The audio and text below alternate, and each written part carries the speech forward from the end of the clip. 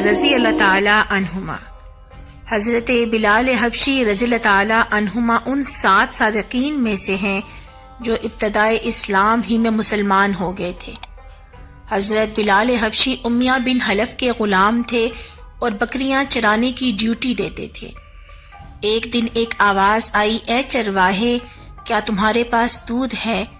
یہ آواز دینے والے حضرت محمد مصطفیٰ صلی اللہ تعالی علیہ وآلہ وسلم تھے، جو اپنے سفر و ہجر کے رفیق حضرت ابوبکر صدیق رضی اللہ تعالی عنہما کے ساتھ غار حرا میں موجود تھے۔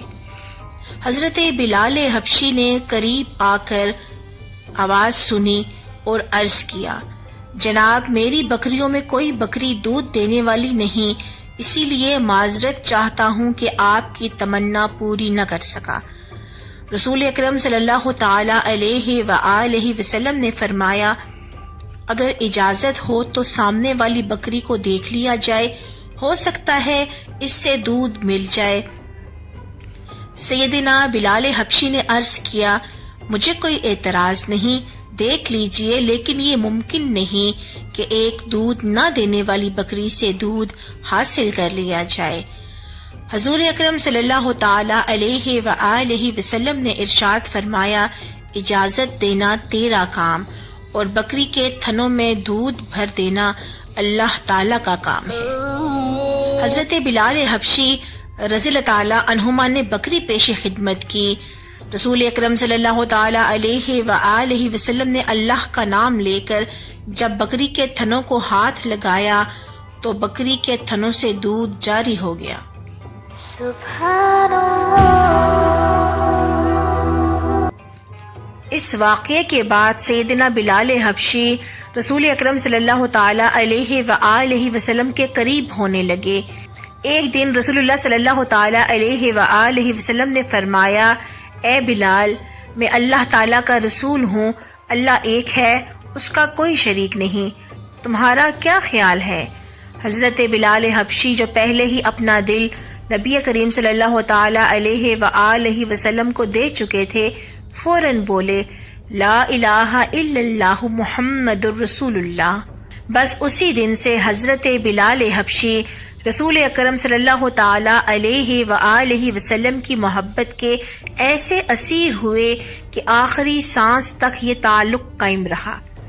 اسلام قبول کرنے پر آپ رضی اللہ تعالی عنہما کے سنگ دل بے رحم مالک نے آپ پر سخت ظلم ڈھائے، انسانیت سوز اذیتیں دیں، شریر لڑکے امیہ کے کہنے پر جانوروں کی طرح مکہ کے پتھریلے بازاروں میں آپ کو گھسیٹتے پھرتے اور کڑاکے کی دھوپ میں گرم جلتی ہوئی ریت پر لٹا کر اوپر گرم پتھر رکھ دیا جاتا۔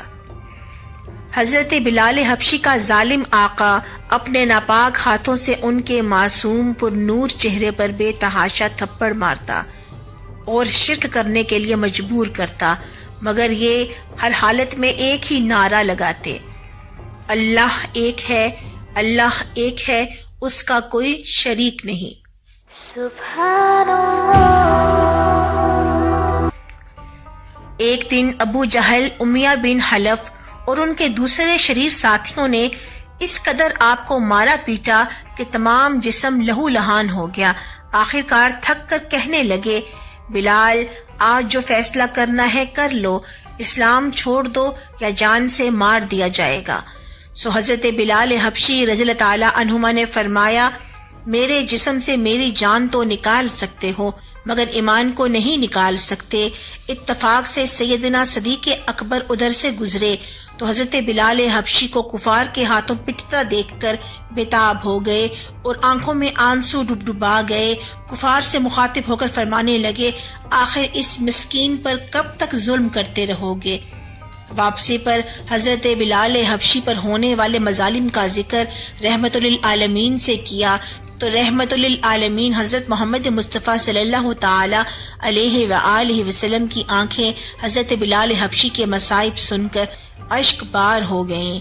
ایک روز رسول اکرم صلی اللہ تعالی علیہ وآلہ وسلم نے دیکھا کہ حضرت بلال حبشی کو سخت تکالیف دی جا رہی ہیں، تو سرور کائنات رسول اکرم صلی اللہ تعالی علیہ وآلہ وسلم نے حضرت ابوبکر صدیق رضی اللہ تعالی عنہما سے فرمایا اگر کچھ روپے ہوتے تو بلال کو خرید لیتا۔ حضرت صدیق اکبر رضی اللہ تعالی عنہما نے جب حضور اکرم صلی اللہ تعالی علیہ وآلہ وسلم کی مبارک زبان سے یہ کلمات سنے تو آپ نے اسی وقت حضرت بلال حبشی کو خرید لیا اور حضور صلی اللہ تعالی علیہ وآلہ وسلم کی خدمت میں پیش کیا کہ آج سے بلال آزاد ہے، جو چاہے جیسے چاہے اپنی زندگی کو اسلام کے نام سے بسر کرے۔ سبحان اللہ